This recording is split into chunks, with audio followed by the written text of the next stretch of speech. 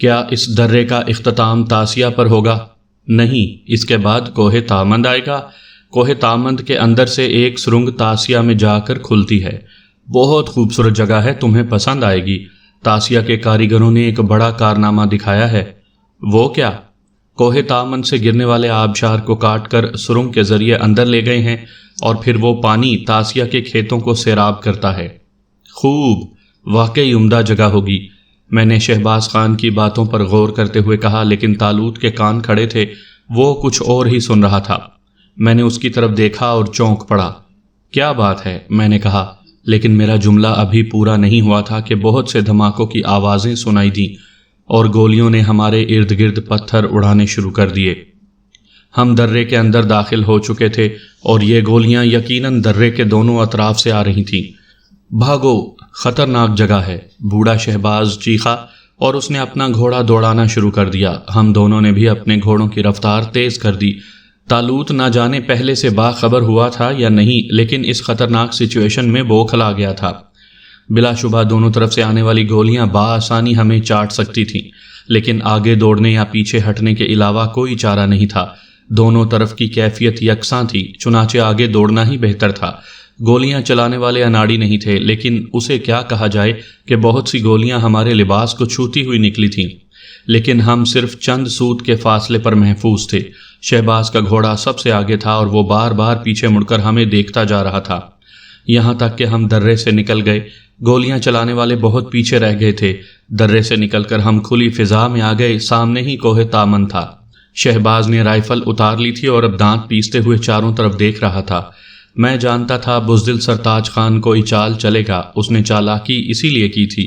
شہباز خان دانت پیستے ہوئے بولا، چلو چھٹی ہوئی۔ طالوت نے ایک گہری سانس لی۔ کیا مطلب؟ بڑے میاں کا شبہ رفع ہو گیا، ورنہ وہ الٹی سیدھی سوچنے لگے تھے۔ یہ تو شبہ رفع ہونے کی کوئی بات نہیں ہے، ہم صرف 3 تھے اور وہ 20-25۔ اگر ہم 10-12 کو مار لیتے تب بھی بقیہ لوگ ہمیں بھون ڈالتے۔ اگر بڑے میاں یہ سوچ رہے ہیں تو ابے تو سب تیری طرح فلاسفر نہیں ہیں، خاموش بھی رہ۔ طالوت نے کہا۔ ہم دونوں نے بھی شہباز خان کی دیکھا دیکھی رائفلیں اتار لی تھی، لیکن در حقیقت اب سرتاج خان کے آدمی ہمارے سامنے آنے سے کترا رہے تھے۔ ہمیں درے کی بلندیوں پر کوئی نقل و حرکت نظر نہیں آ رہی تھی۔ وہ چور سامنے نہیں آئے گا، آؤ اب تاسیہ میں ہی اس سے ملاقات ہوگی، آؤ۔ شہباز خان نے ایک چوڑی سرنگ کے دہانے کی طرف گھوڑا بڑھاتے ہوئے کہا۔ تامند سے نکلنے والے آبشار صاف نظر آ رہا تھا۔ ویسے در حقیقت یہ علاقہ بے حد خوبصورت اور سرسبز تھا۔ آبشار کے چاروں طرف اور پہاڑی کے دامن میں سبزہ پھیلا ہوا تھا۔ آبشار کافی بلندی سے ایک پھیلی ہوئی چٹان پر گر رہا تھا، اور شاید چٹان کے رخ کو اندر موڑ دیا گیا تھا، کیونکہ آبشار کا پانی چٹان سے نیچے نہیں گر رہا تھا اور پہاڑ ہی میں غائب ہو جاتا تھا۔ نہایت عمدہ ترکیب تھی۔ آبشار کو سرنگ کے ذریعے موڑنا آسان بات نہیں تھی، لیکن ان جفا کش لوگوں کو دیکھنے کے بعد حیرت میں کمی ہو جاتی تھی۔ مجھے اور طالوت کو یہ جگہ بہت پسند آئی تھی، لیکن افسوس ہم یہاں سیر و تفریح کرنے نہیں، کشت و خون کرنے آئے تھے، جس کی ابتدا شہباز خان نے کر دی تھی۔ گو سرتاج خان سے طالوت کا طریقہ جنگ مجھے بے حد پسند آیا تھا۔ یہ جنگ بھی تھی اور تفریح بھی، لیکن میں جانتا تھا کہ تفریح عارضی ہے۔ اس علاقے میں تو قدم قدم پر گولیاں چلتی ہیں، کہاں تک تفریحات کا سہارا لیا جائے گا؟ اور پھر شہباز خان کے تیور تو بہت خراب تھے۔ ان سے اندازہ ہوتا تھا کہ وہ ہر اس شخص کو موت کے گھاٹ اتار دے گا جس کے بارے میں شبہ ہوگا کہ اس کا سرتاج خان اور دولت خان سے کوئی تعلق ہے۔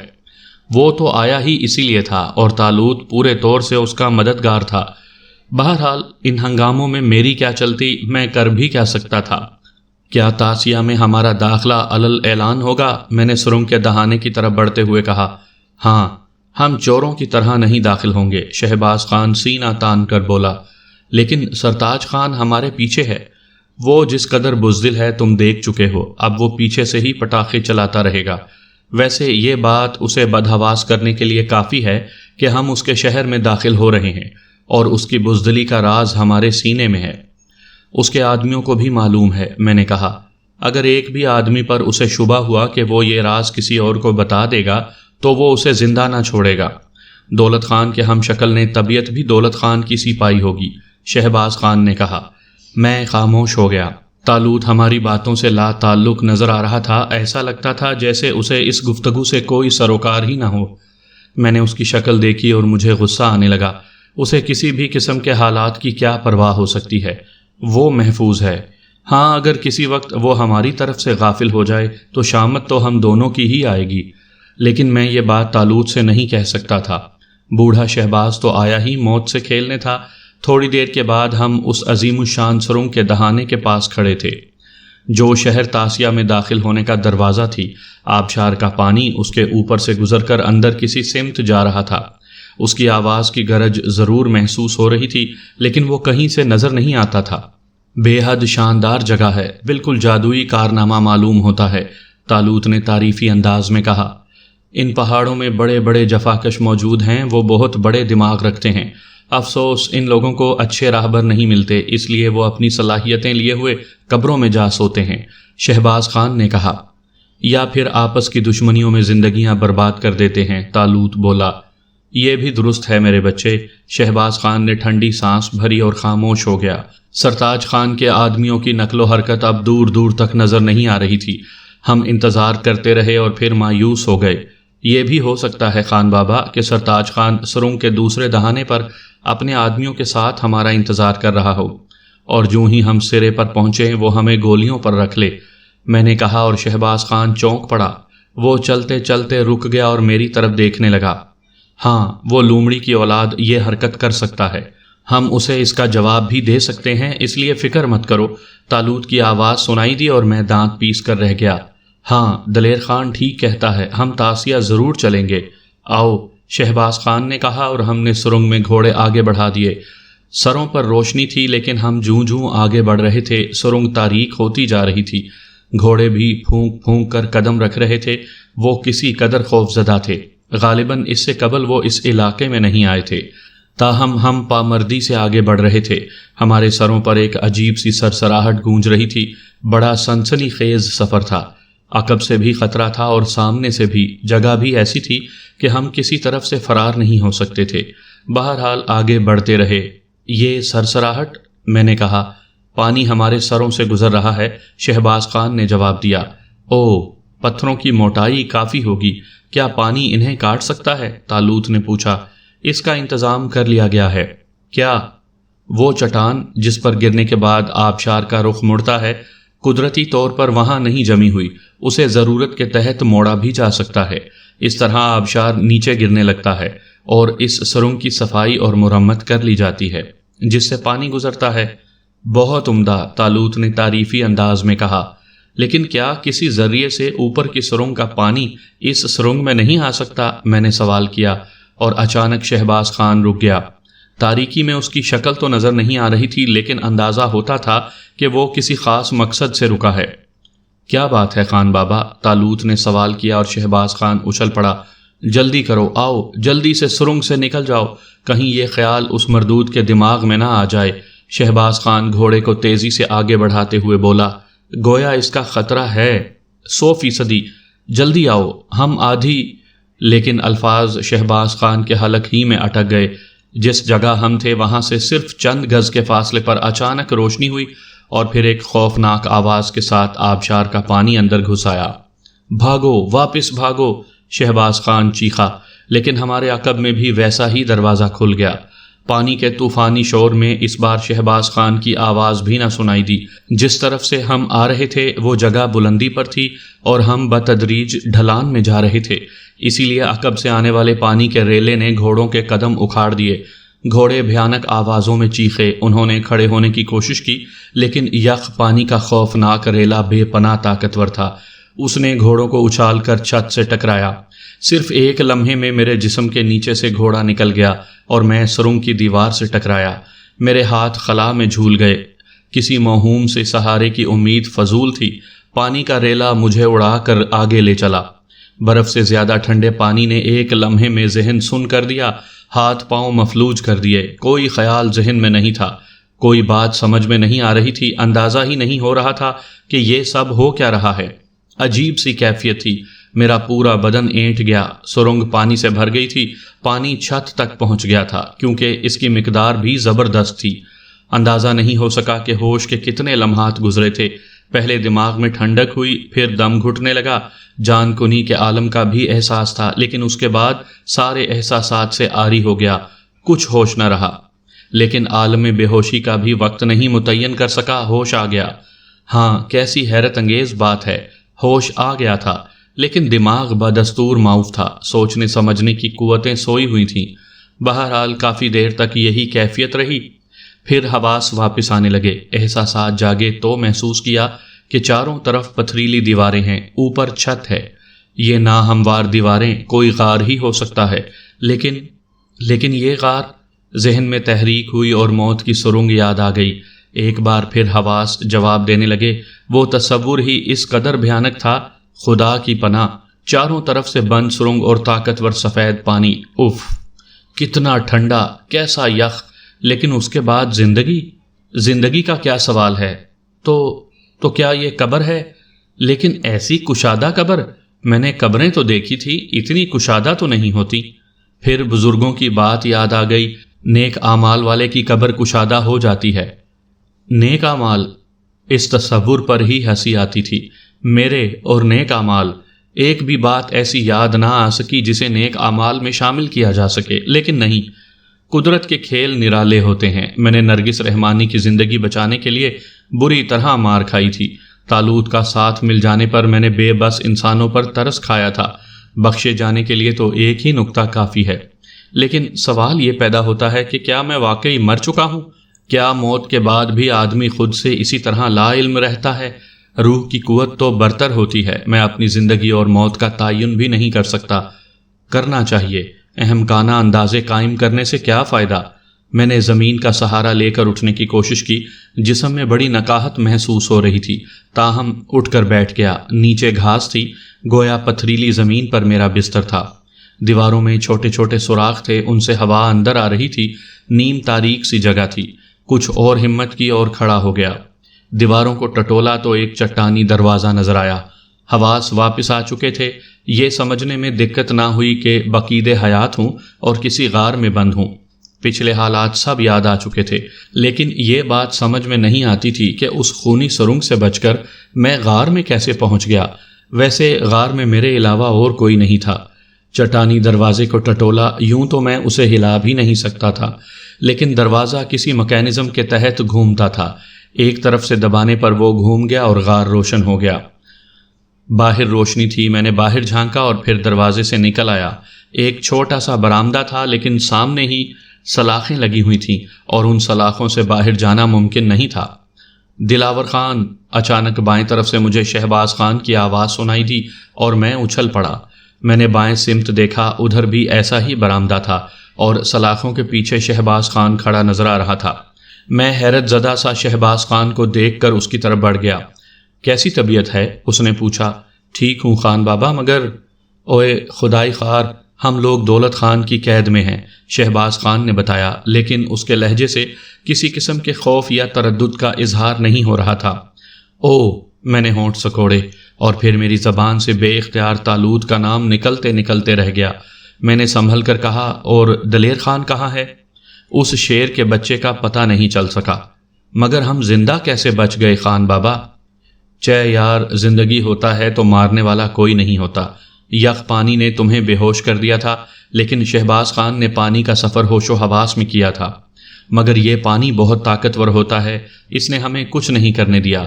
تو کیا ہم پانی کے ساتھ ہی سرنگ سے باہر نکلے تھے؟ ہاں، بزدل سرتاج خان نے 2 سوراخ کھول دیے تھے جو سرنگ کی صفائی کے کام آتے تھے۔ سال میں 1 دفعہ سرنگ کو پانی سے صاف کیا جاتا ہے۔ یہ سوراخ اسی کے لیے بنے تھے۔ پانی نے ہمیں باہر پھینک دیا اور اس طرف سے دولت خان کے آدمیوں نے ہمیں پکڑ لیا۔ آپ ہوش میں تھے خان بابا؟ چے بولتا تو ہے یار، مگر ہمارے ہاتھ پاؤں بیکار ہو گئے۔ غم کا بات ہے کہ اس سے لڑائی نہیں کر سکا۔ میں خاموش ہو گیا، طالوت کے بارے میں سوچ رہا تھا، کہاں گیا؟ کیا گل کھلا رہا ہے؟ ویسے میرا خیال تھا کہ پانی کا خطرہ اسے درپیش نہ ہوگا، پھر وہ ہمارے قریب کیوں موجود نہیں ہے؟ طالوت، میں نے اسے آہستہ سے آواز دی۔ کیا بات ہے دلاور خان؟ شہباز خان نے پوچھا۔ کچھ نہیں خان بابا، میں نے ایک ٹھنڈی سانس لی۔ میں اسے کیا کہتا طالوت کے بارے میں؟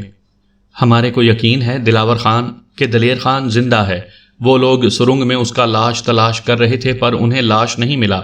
ایک آدمی مجھ سے اس کے بارے میں پوچھتا تھا، وہ اس طرح نہیں مر سکتا خان بابا، اس کی طرف سے بے فکر رہو۔ ہم فکر نہیں کرتا، مردوں کی طرح موت کو گلے لگانے کو تیار ہے، بس ہمیں ایک افسوس رہے گا، مرنے سے پہلے ہم نے سرتاج خان اور دولت خان کا لاش نہیں دیکھا۔ میں خاموش رہا، ویسے ہی ذہن پر جھلاہٹ سوار تھی۔ میں اتنا بہادر نہیں تھا کہ مرنے سے پہلے کسی کی لاش دیکھنا پسند کرتا اور پھر خاموشی سے مر جاتا۔ میں جانتا تھا طالوت ہر قسم کے حالات بدل دینے کی قوت رکھتا ہے، لیکن وہ چلا کہاں گیا؟ کیا پھر کسی الجھن میں پڑ گیا؟ اگر اس بار بھی وہ کسی الجھن میں پڑ گیا ہے تو پھر خدا ہی حافظ ہے۔ اس بار شیکر جیسے کسی بدماش سے واسطہ نہیں، بلکہ خونخوار قبائلی مقابل ہیں جن کے لیے گولی چلا کر کسی کو مار دینا ہنسی کھیل ہوتا ہے۔ پھر اب کیا پروگرام ہے خان بابا؟ میں نے پوچھا اور شہباز خان ہنس پڑا۔ کھانے اور سونے کے علاوہ اور کیا کام ہو سکتا ہے؟ دلاور خان، آرام کرو یار، جو ہوگا دیکھا جائے گا۔ مجھے اپنے دوست کی فکر ہے، زندگی ہے تو آ ملے گا، ورنہ مرنے کے بعد اسے تلاش کر لیں گے، فکر مت کرو۔ اور میں ٹھنڈی سانس لے کر خاموش ہو گیا۔ ٹھیک کہتا ہے شہباز خان، بوڑھا مجھے واقعی دلاور خان سمجھتا ہے، لیکن میں اسے کیسے بتاؤں کہ بھائی میں ہر طرح سے ایک معمولی انسان ہوں۔ میری دلیری کا راز ایک جن کی مٹھی میں ہے، ورنہ حشمت برادرز کے ایک کلرک کا مہمات سے کیا تعلق؟ دفعتاً ہم چونک پڑے۔ 6-7 دراز قد قبائلی ہماری طرف آ رہے تھے۔ وہ حسب معمول مسلح تھے اور ان کے چہرے خوشمگی نظر آ رہے تھے۔ ان میں سے ایک نے آگے بڑھ کر میرے کٹہرے کا تالا کھولا اور پھر دوسرے کو اشارہ کیا۔ 2 آدمی اندر گھس آئے۔ انہوں نے میرے دونوں ہاتھ سامنے کر کے ان میں زنجیریں ڈال دیں اور پھر مجھے باہر نکال دیا گیا۔ یہی سلوک شہباز خان کے ساتھ کیا گیا تھا۔ پھر انہوں نے ہم دونوں کو آگے دھکیلتے ہوئے چلنے کا اشارہ کیا اور ہم چل پڑے۔ کہاں لے چل رہے ہو خانہ؟ شہباز خان نے پوچھا۔ دولت خان کے پاس۔ تم دولت خان کے آدمی ہو؟ ہاں۔ مجھے ایک بات بتا دو۔ کیا بات؟ میرے بیٹے رحمان خان کو کس نے قتل کیا تھا؟ یہ بات تمہیں دولت خان ہی بتائے گا۔ کیا یہ قید خانہ دولت خان ہی کا ہے؟ ہاں۔ تو اس چور نے بہت پاؤں نکال لیے ہیں۔ کیا اس علاقے کا جرگہ ختم ہو گیا؟ دولت خان جرگے کا سردار ہے۔ پھر یہاں کون انصاف کرتا ہے؟ شہباز خان نے مایوسی سے کہا۔ دولت خان، میں جانتا ہوں دولت خان کیسا انصاف کرتا ہوگا۔ اس کا مطلب ہے تاسیہ کے لوگ سخت مصیبت میں گرفتار ہوں گے۔ افسوس، افسوس۔ کیا خان زورات کو تاسیہ کے بارے میں کچھ نہیں معلوم؟ آدھے سے زیادہ تاسیہ دولت خان کی ملکیت ہے۔ خان زورات اس کا کیا بگاڑ سکتا ہے؟ ہاں، ظالم کی رسی دراز ہوتی ہے۔ شہباز خان نے ٹھنڈی سانس لی اور خاموش ہو گیا۔ قید خانے سے نکل کر ہم ایک پتھریلے راستے پر چل پڑے۔ میں سخت پریشان تھا۔ طالوت کی اتنی دیر تک گمشدگی کا مطلب تھا کہ وہ کسی مصیبت میں گرفتار ہو گیا ہے اور اب ہمیں جو کچھ کرنا ہے خود ہی کرنا ہے۔ لیکن میں خود کیا کر سکتا تھا؟ یہ مجھے اچھی طرح معلوم تھا۔ رہ گیا شہباز خان تو ہم نے اس پر اپنی دلیری کا اس قدر سکہ بٹھا دیا تھا کہ وہ میرے خوف زدہ ہونے کے بارے میں سوچ بھی نہیں سکتا تھا۔ چھوٹے چھوٹے مکانات چاروں طرف بکھرے ہوئے تھے۔ ہاں، ہم کسی بلند جگہ پر پہنچتے تو ہمیں بہت دور تک بکھری ہوئی بستی نظر آتی، لیکن یہ جگہ بستی سے کافی دور معلوم ہوتی تھی۔ دولت خان کی اپنی ملکیت۔ عام بستی والوں کو شاید ابھی تک ہمارے بارے میں نہیں معلوم ہو سکا تھا۔ پھر پتھروں سے بنے ہوئے ایک بہت بڑے مکان کے دروازے پر ہم رک گئے۔ ہمارے ساتھ آنے والوں نے دروازہ کھولا اور ہمیں اندر چلنے کا اشارہ کیا۔ دروازے کے دوسری طرف ایک بہت بڑا صحن تھا جس کے ایک سرے پر کرسیاں پڑی تھیں۔ ان کرسیوں پر بہت سے لوگ بیٹھے ہوئے تھے۔ ایک طرف کھڑا سرتاج خان مجھے نظر آ گیا تھا۔ اس کے سامنے والی کرسی پر ایک خونخوار شکل کا بوڑھا بیٹھا ہوا تھا اور یقیناً یہی بوڑھا دولت خان ہو سکتا تھا۔ سرتاج خان سے اس کی شکل بہت ملتی جلتی تھی۔ وہ مضحکہ خیز نگاہوں سے ہم دونوں کو دیکھ رہا تھا۔ ہمیں لانے والوں نے ہمیں ان کے سامنے کھڑا کر دیا۔ بوڑھے دولت خان کی صحت قابل رشک تھی۔ اس عمر میں بھی وہ دیو معلوم ہوتا تھا۔ سرخ چہرہ انگارے کی طرح دہک رہا تھا۔ اس کے ہونٹوں پر حقارت آمیز مسکراہٹ تھی۔ شہباز خان، میرے درینہ شناسا، تم خیریت سے تو ہو؟ اس نے مضحکہ اڑانے والے انداز میں کہا۔ ہاں دولت خان، میں اسی لیے خیریت سے ہوں کہ ایک دن تیری گردن مروڑ دوں گا، شہباز خان نے غراتے ہوئے کہا۔ ارے شاید تم پاگل ہو چکے ہو۔ کیوں نوجوان، کیا اس بوڑھے کا دماغ خراب ہو چکا ہے؟ اس بار اس نے مجھے مخاطب کر کے کہا۔ ہاں، اور آج کل یہ اپنے دشمنوں کا حساب چکاتا پھر رہا ہے، میں نے جواب دیا۔ خوب خوب، دولت خان نے کہا لگایا، یہ بھی خوب بولتا ہے، اس نے اپنے ساتھیوں کو مخاطب کر کے کہا، اور سب ہنسنے لگے۔ یہ سب تیرے بغیرت مصاحب معلوم ہوتے ہیں دولت خان، شہباز خان نے کہا، اور بیٹھے ہوئے لوگوں کی ہنسی رک گئی، ان کے چہروں پر برہمی کے آثار نظر آنے لگے۔ جانے دو بھائی، موت کو دیکھ کر آدمی بدحواس ہو ہی جاتا ہے، یہ میرا دیرینہ شناسہ ہے، اس لیے اسے معاف کر دو۔ دیرینہ دشمن کیوں نہیں کہتے دولت خان؟ کیا میری دشمنی سے تمہیں خوف معلوم ہوتا ہے؟ دشمن؟ دولت خان پھر ہنس پڑا۔ دشمن وہ ہوتے ہیں شہباز خان جن کی کوئی حقیقت ہوتی ہے۔ میں نے تمہیں کبھی اس قابل ہی نہیں سمجھا، میں جب چاہتا تمہیں مسل سکتا تھا، اسی لیے جرگے کے سامنے فریاد لے کر گئے تھے دولت خان، اسی لیے مجھے بستی سے نکلوایا تھا۔ میں نے جرگے سے کوئی فریاد نہیں کی تھی، بستی سے تمہارا نکلنا تمہارے ہی حق میں بہتر تھا شہباز خان۔ میں نے سوچا تمہارے 2 بھائی میرے ہاتھوں مارے جا چکے ہیں، اگر تم یہاں رہے تو تم بھی مارے جاؤ گے، اسی لیے میں نے تمہارے اوپر رحم کیا، اور دیکھ لو تمہارے جانے کے بعد تمہارا خاندان چین کی زندگی بسر کر رہا ہے، میں نے کسی کو پریشان نہیں کیا۔ یہ دوسری بات ہے کہ تمہاری عورتوں نے میرے خوف سے نر جننا ہی چھوڑ دیے، اور میرے نر سے خوف زدہ ہو کر تم نے اپنے کتوں سے اسے مروا دیا۔ کیوں؟ رحمان خان کی بات کر رہے ہو؟ وہ اسی قابل تھا، اس نے ہماری عزت کی طرف نگاہ اٹھانے کی کوشش کی تھی۔ کیا میں اسے شہر سے بلانے گیا تھا؟ میں نے تو تمہارے خاندان کو نظر انداز کر دیا تھا۔ دشمنی ان سے کی جاتی ہے جن کی کوئی حیثیت ہوتی ہے، تمہاری دشمنی میرے لیے کیا حقیقت رکھتی ہے؟ میں گرفتار ہو چکا ہوں دولت خان، میرے ہاتھوں میں زنجیریں ہیں، ورنہ میں تمہیں بتاتا کہ میری دشمنی کیا حقیقت رکھتی ہے۔ یقین نہ آئے تو اپنے جان باز سے پوچھ لو۔ شہباز خان نے سرتاج خان کی طرف اشارہ کیا، اور سرتاج خان کے چہرے پر بوکھلاہٹ کے آثار پھیل گئے۔ کیا مطلب؟ دولت خان نے سرتاج خان کی طرف دیکھا۔ میرا سامان میرے حوالے کر دو تو بتاؤں، شہباز خان نے مسکراتے ہوئے کہا۔ تمہارے سامان میں کیا ہے؟ تمہارے دلیر بیٹے کے کپڑے جنہیں چھوڑ کر یہ بھاگ آیا تھا۔ کیا کہہ رہا ہے یہ سرتاج خان؟ دولت خان نے سرتاج خان سے پوچھا۔ میرے خیال میں یہ بالکل پاگل ہو گیا ہے بابا، سرتاج خان نے سنبھل کر حکارت سے کہا۔ اوہ، تو اس کا مطلب ہے سرتاج خان کہ تمہارے کپڑے تمہارے ہاتھ لگ گئے ہیں، مگر مجھے بتاؤ تو صحیح میرے جان باز، تم نے وہ حرکت کیوں کی تھی؟ شہباز خان نے ہنستے ہوئے پوچھا۔ مجھے اجازت دو بابا کہ میں اس کی زبان کاٹ دوں، سرتاج خان غصے سے چیخا۔ مگر یہ بکواس کیا کر رہا ہے؟ دولت خان نے پوچھا۔ مجھے نہیں معلوم۔ مجھ سے سنو دولت خان، تمہارے دلیر بیٹے کی کہانی میں تمہیں سناؤں گا، اس کی تصدیق ان لوگوں سے کرو جو اس کے ساتھ گئے تھے۔ جس وقت یہ ہمارے سامنے پہنچا تو اس نے ہم سے جنگ کی اجازت طلب کی، جسے دلیر خان نے قبول کر لیا۔ ہاں، وہ جیالہ نہتہ تھا اور تمہارے بیٹے کے ہاتھ میں شمشیر براں تھی، لیکن تمہارا دلیر جان باز کبھی اپنے ساتھیوں کے پیچھے جا چھپتا، کبھی کسی چٹان کے عقب میں، یہاں تک کہ تمہارے سارے جوان اسے چھوڑ کر بھاگ نکلے اور وہ لباس چھوڑ کر چلا آیا۔ کیا میں غلط کہہ رہا ہوں سرتاج خان؟ کیا بکتا ہے ذلیل بوڑھے؟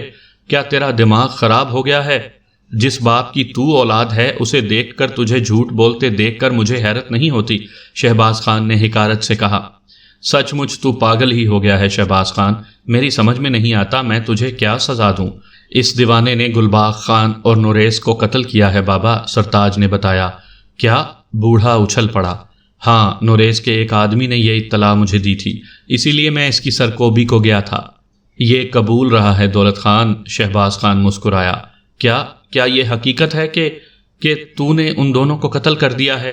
ہاں، میں نے تیرے دونوں کتے ہلاک کر دیے ہیں۔ او، یہ بات مجھ تک کیوں نہیں پہنچی؟ دولت خان غرایا۔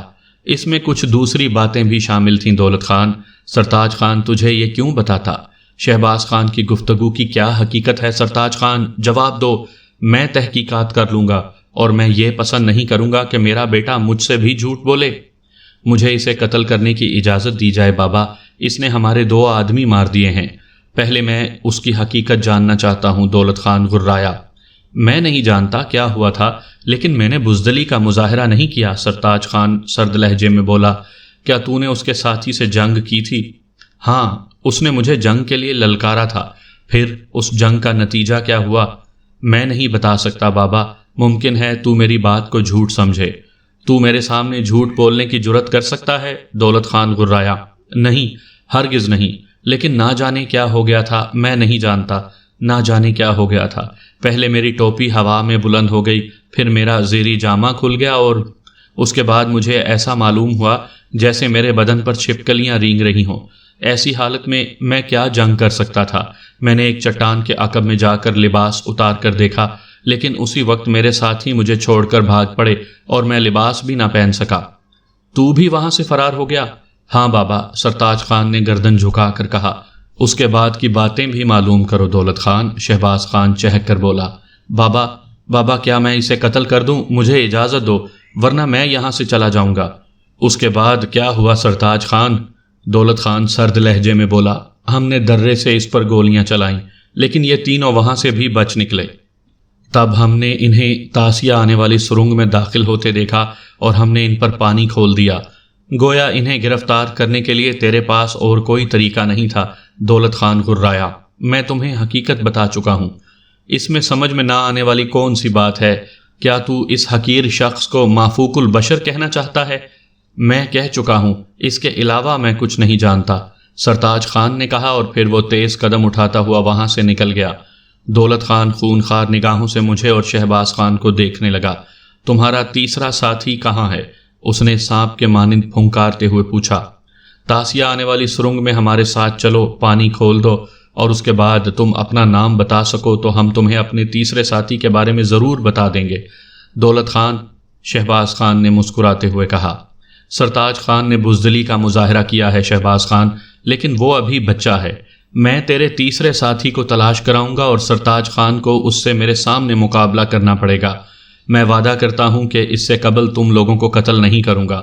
اگر تمہارے تیسرے ساتھی نے سرتاج خان کو قتل کر دیا تو یہ بھی وعدہ کرتا ہوں کہ تم تینوں کو آزاد کر دوں گا۔ میں کسی بزدل بیٹے کا باپ بن کر زندہ نہیں رہ سکتا۔ اگر ہمارا تیسرا ساتھی نہ مل سکا تو پھر اس دوسرے آدمی کو سرتاج خان سے مقابلہ کرنا پڑے گا۔ اس نے میری طرف اشارہ کیا۔ ٹھیک ہے، مجھے منظور ہے، بوڑھے شہباز خان نے کہا، اور میری جان نکل گئی۔ تیرا ستیہ ناس بوڑھے، مجھے کیوں پھنسا دیا؟ میں نے دل ہی دل میں کہا۔ میں سخت پریشان ہو گیا تھا۔ تب بوڑھے خان نے اپنے آدمیوں کو اشارہ کیا۔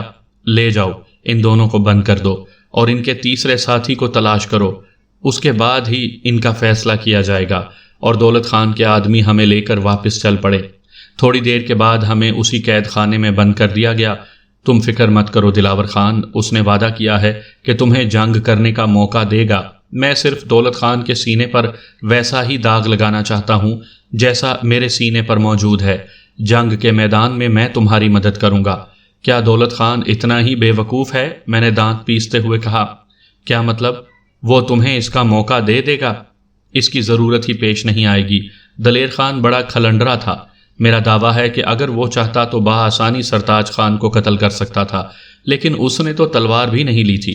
تم اس کی بنسبت سنجیدہ ہو، تم تلوار قبول کر لینا، مجھے تمہارے بازو کی قوت پر بھروسہ ہے۔ مروا دیا بڑے میاں، میں نے دل ہی دل میں سوچا، ارے میرے بازو بہت ناتواں ہیں، میں اس پہاڑ سے کیا مقابلہ کروں گا؟ طالوت کی دوسری بات تھی۔ وہ طالوت، خیر تمہارے ساتھ رہ کر ایک نہ ایک دن تو یہی حشر ہونا تھا، لیکن آخر وہ گیا کہاں؟ کس چکر میں پھنس گیا؟ یہ بات تو سوچنا بیکار ہی تھی کہ وہ پانی کی سرنگ کا شکار ہو گیا۔ طالوت اس طرح شکار ہونے والوں میں سے نہیں تھا۔ بہرحال دیکھنا یہ ہے کہ قسمت میں کیا لکھا ہے۔ قبائلیوں کی روایتی مہمان نوازی کا مجھے ان غاروں میں قائل ہونا پڑا۔ گو ہم قیدی تھے۔ دولت خان ایک بد فطرت انسان تھا، لیکن کھانے پینے کی ہمیں کوئی تکلیف نہ ہوئی۔ وقت پر کھانا ملتا اور نہایت عمدہ۔ پورے 3 روز اس قید میں گزر گئے اور اب میں اکتا گیا تھا۔ اچھا ہے جلدی سے یہاں سے نکلا جائے، جنگ ہو اور فیصلہ ہو جائے، اس پار یا اس پار۔ یوں بھی زندگی میں کیا رکھا ہے؟ طالوت نہ جانے کہاں گم ہو گیا، آ بھی جائے تو بیکار ہے، ایک نہ ایک دن تو اسی طرح مارے جانا ہے۔ نہ جانے کیا کیا الٹے سیدھے خیالات ذہن میں آتے رہتے تھے۔ طبیعت پر سخت بیزاری طاری تھی۔ گزرے ہوئے واقعات ذہن کے پردے پر چکراتے رہتے۔ دل چاہتا کسی بارے میں نہ سوچوں، لیکن ان خیالات سے پیچھا چھڑانا مشکل ہی ہو جاتا۔ آج چوتھا دن تھا۔ صبح کے عمدہ ناشتے سے فارغ ہوئے زیادہ دیر نہیں گزری تھی کہ موت کا پروانہ آ گیا۔ بہت سے مسلح آدمی قید خانے میں آ گئے تھے۔ دولت خان نے تمہیں طلب کیا ہے شہباز خان۔ کیا بات ہے؟ اس نے کہا ہے کہ تمہارا تیسرا ساتھی نہیں مل سکا، اس لیے تمہارے دوسرے ساتھی کو سرتاج خان سے مقابلہ کرنا پڑے گا۔ اوہ ٹھیک ہے، ہم تیار ہیں، شہباز خان نے سینہ نکال کر کہا، اور میرا دل چاہا کہ بوڑھے کے سینے میں خنجر ٹھونک دوں۔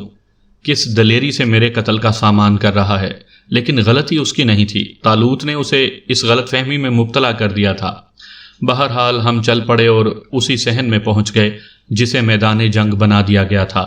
آج یہاں کافی لوگ موجود تھے، دولت خان بھی تھا، سرتاج خان بھی، اور دوسرے بے شمار لوگ بھی۔ دولت خان ہمیں دیکھ کر مسکرایا۔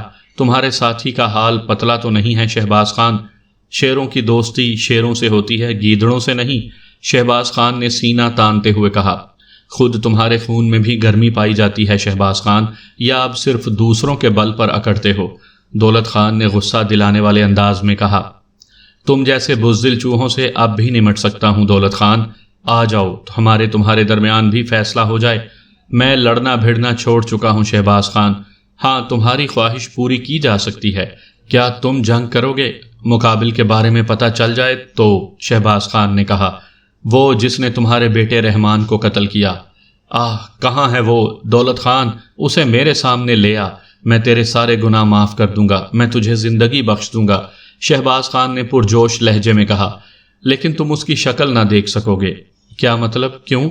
بس یہ میری شرط ہے، تمہاری اور اس کی دونوں کی آنکھوں پر پٹی باندھ دی جائے گی، تم دونوں کے منہ میں ربر کے ٹکڑے دے دیے جائیں گے، تم ایک دوسرے سے بات بھی نہ کر سکو گے۔ یہ انوکھی شرط ہے، شہباز خان حیرت سے بولا۔